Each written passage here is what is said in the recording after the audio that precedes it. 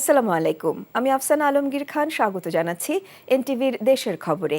Crown cement শিরোনাম দেখছিলেন, এবার চলে যাচ্ছি পুরো খবরে।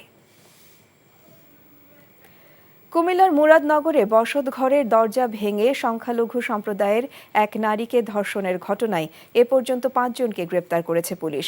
গত শুক্রবার মুরাদনগর থানায় মামলা করেছিলেন ভুক্তভোগী। মূল অভিযুক্ত ফজর আলীকে আজ ঢাকা থেকে গ্রেপ্তার করা হয়েছে। অন্যদের গ্রেপ্তার করা হয় ওই নারীকে নির্যাতনের ভিডিও ছড়িয়ে দেওয়ার অভিযোগে।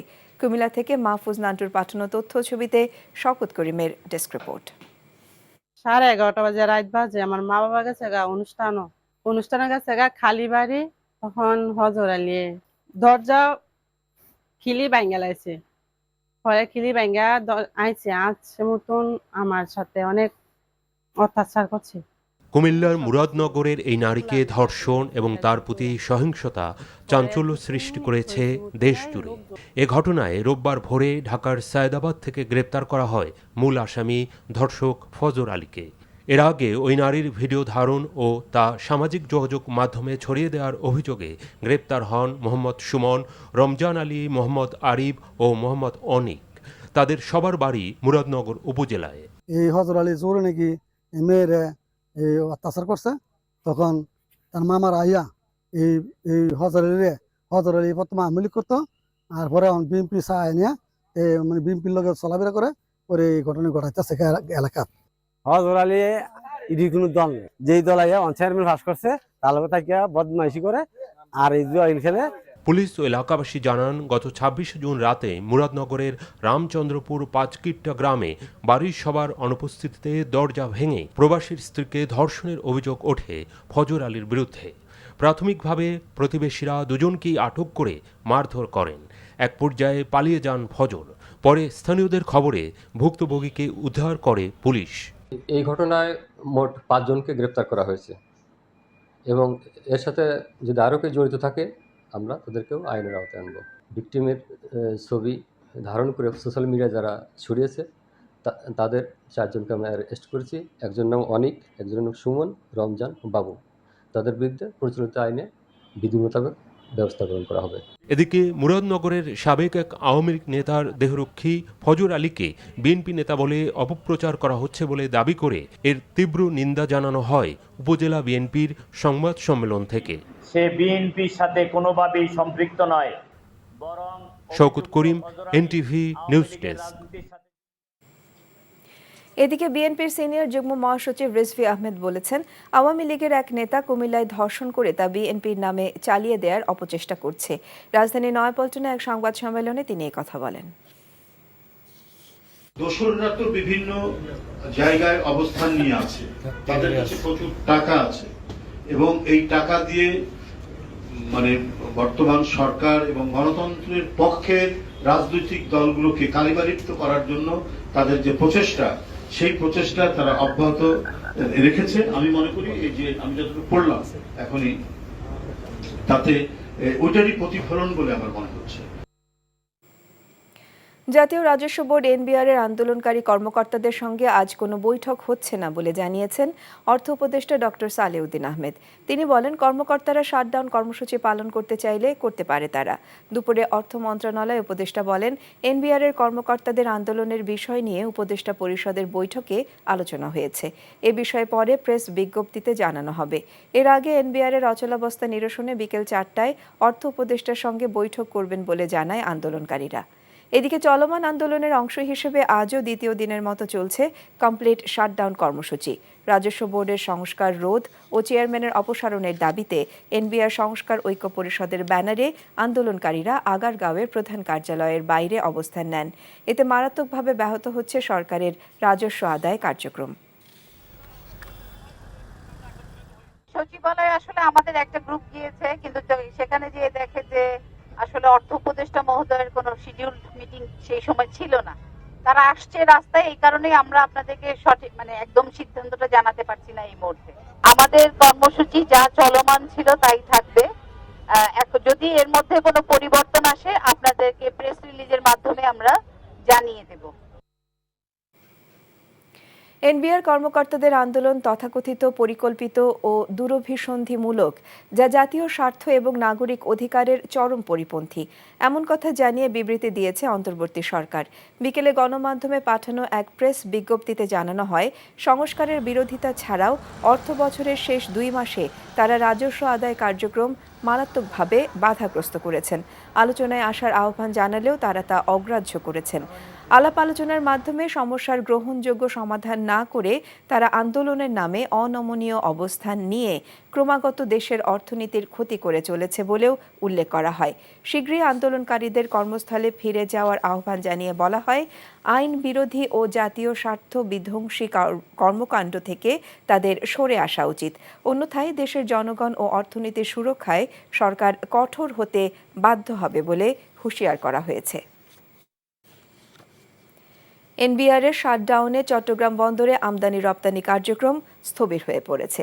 পাশাপাশি চট্টগ্রামের বেসরকারি অভ্যন্তরীণ ডিপো আইসিডি থেকে রপ্তানি পণ্য সরবরাহ বন্ধ হয়ে গেছে। কাস্টমস হাউস তালা বন্ধ রেখে কর্মকর্তা কর্মচারীরা শাটডাউন কর্মসূচি পালন করায় এই স্থবিরতা তৈরি হয়েছে। চট্টগ্রাম থেকে আরিচ আহমেদের পাঠানো রিপোর্ট। দেশের আমদানি রপ্তানির 92% পণ্য সরবরাহ হয় চট্টগ্রাম বন্দরের মাধ্যমে। রোববার সকাল থেকে জাহাজে পণ্য ওঠানামা সম্পূর্ণ বন্ধ রয়েছে। বন্দর কর্তৃপক্ষ জানিয়েছে, এনবিআর শাটডাউন কর্মসূচি চলার কারণে কাস্টমস কর্মকর্তারা শুল্কায়ন কাজ করছেন না। এর ফলে বন্দর কার্যক্রম মারাত্মকভাবে বিঘ্নিত হচ্ছে। চট্টগ্রাম বন্দরে কিছু জাহাজ থেকে কন্টেইনার নামানো হলেও নতুন আসা জাহাজ ভিড়ানোর সুযোগ নেই। এতে বিভিন্ন কারখানার কাঁচামাল বন্দরে আটকে থাকায় বিপুল ক্ষতির আশঙ্কা করছেন সংশ্লিষ্টরা। সবচেয়ে বড় সংকট তৈরি হয়েছে এবং যেই সংকটে অর্থনীতি স্থবির হয়ে পড়বে। দেশের অর্থনীতির প্রাণ সঞ্চারের জায়গা এখন শুনশান নীরবতা ছাড়া আর কিছুই নেই। আপনারা দেখছেন কাস্টম হাউস সম্পূর্ণভাবে বন্ধ হয়ে গেছে।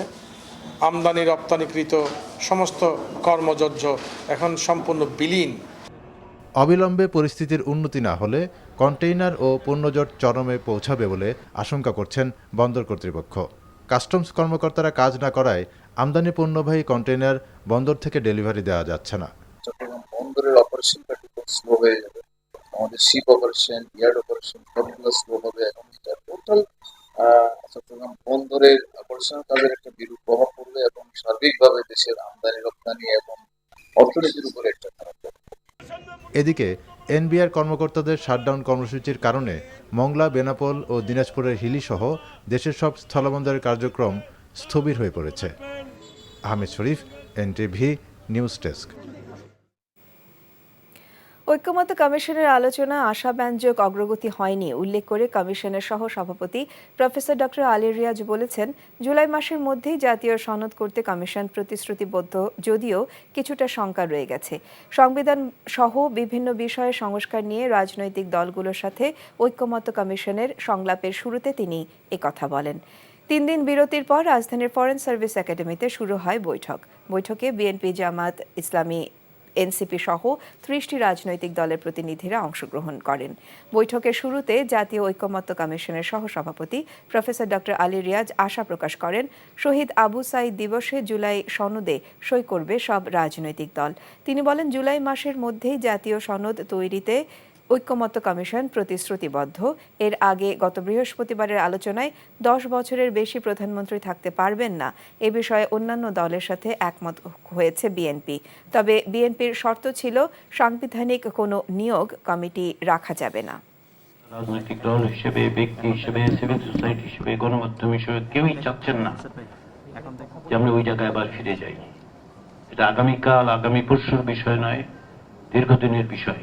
কমিশনের পক্ষ থেকে যে সমস্ত প্রস্তাব দেওয়া হয়েছে আপনাদের সাথে আলোচনার ক্ষেত্রে অগ্রগতির মধ্য দিয়ে কমিশন তার অবস্থান পরিবর্তন করেছে, কারণ এটা আপনাদের সকলের সম্মিলিত আকাঙ্ক্ষা। আমরা আশা করেছিলাম আবু সাঈদের শাহাদাত বার্ষিকীতেই আমরা সকলে মিলে এই সনদে স্বাক্ষর করতে পারবো। সেটা কতটা সম্ভব হবে সেটা আপনাদের উপর নির্ভর করে। দর্শক, রাজধানীর ফরেন সার্ভিস একাডেমিতে ঐক্যমত্য কমিশনের বৈঠক করছেন সকলে এবং এই মুহূর্তে কথা বলছেন ডক্টর আলী রিয়াজ। আমরা সরাসরি তার কাছে চলে যাচ্ছি।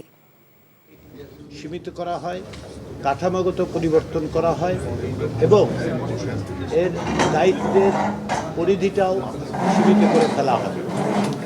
আমরা যখন এর কাঠামোগত প্রস্তাবটা দিয়েছিলাম তখন এমনকি যারা এই ধরনের প্রস্তাবকে স্বাগত জানিয়েছিলেন তারাও আরও বিস্তারিত জানতে চেয়েছিলেন।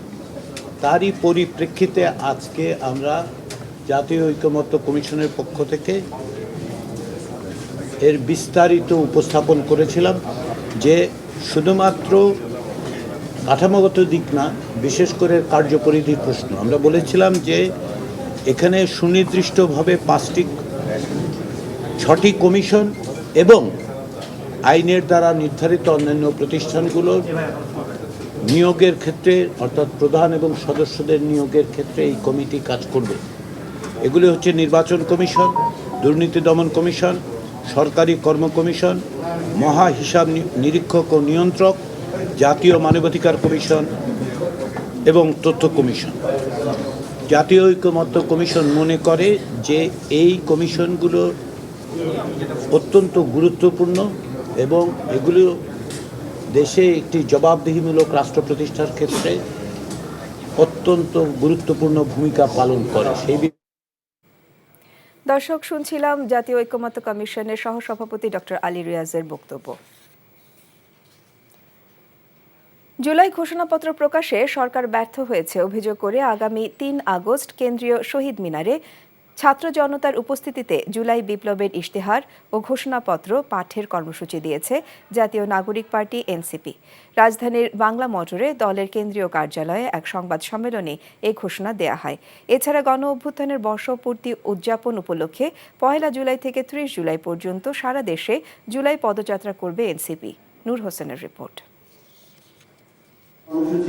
জুলাই বিপ্লবের 1 বছর পূর্তি উপলক্ষে দলের মাসব্যাপী কর্মসূচি নিয়ে সংবাদ সম্মেলন আয়োজন করে জাতীয় নাগরিক পার্টি এনসিপি। জাতীয় নাগরিক পার্টি এনসিপির ইশতেহার তৈরি হবে, যে ইশতেহারের উপরে দাঁড়িয়ে জাতীয় নাগরিক পার্টি এনসিপি সংসদে জনগণের প্রতিনিধিত্ব করবে। জুলাই আন্দোলনের সূচনার দিন 1 জুলাই থেকে দেশ গড়তে জুলাই পদযাত্রা শুরু করবে এনসিপি। শহীদ আবু সাঈদের কবর জিয়ারতের মধ্য দিয়ে এই পদযাত্রা শুরু হবে বলে জানান দলের আহ্বায়ক নাহিদ ইসলাম। 1 জুলাই শহীদ আবু সাঈদের কবর জিয়ারতের মাধ্যমে এই পদযাত্রাটি শুরু হবে।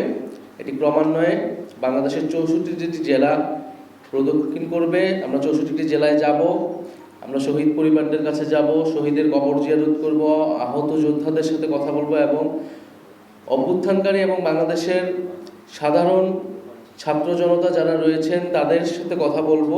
16 জুলাই শহীদ দিবস পালনের আহ্বান জানিয়ে মসজিদ মন্দির সহ সব উপাসনালয়ে জুলাইয়ের শহীদদের জন্য দোয়া করার আহ্বান জানান এনসিপির আহ্বায়ক।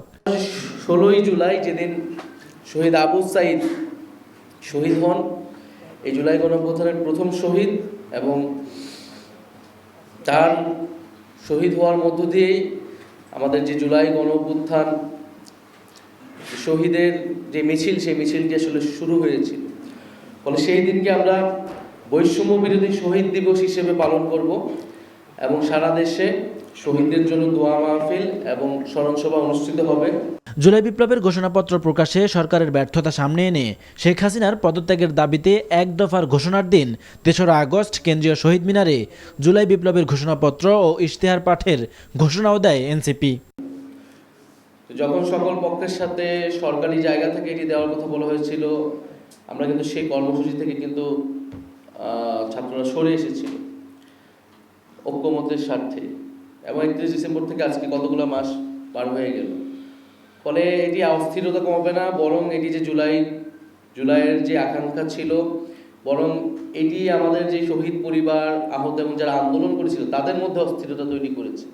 সেই অস্থিরতা কমাবে, একটা জুলাইকে একটা ঐতিহাসিক যে প্রেক্ষাপট, সেই প্রেক্ষাপটের সেই সম্মানটা, সেই লিপিবদ্ধটা আমরা সেই ইতিহাসকে লিপিবদ্ধ করতে পারবো। এটা 1 বছরের মধ্যেই আসলে করা উচিত। 5 আগস্ট দীর্ঘ ফ্যাসিবাদী ও স্বৈরশাসন থেকে জাতির মুক্তি মিলেছে দাবি করে দিনটিকে জাতীয় মুক্তি দিবস ঘোষণার দাবি জানায় এনসিপি। নূর হোসেন, এনটিভি নিউজ, ঢাকা।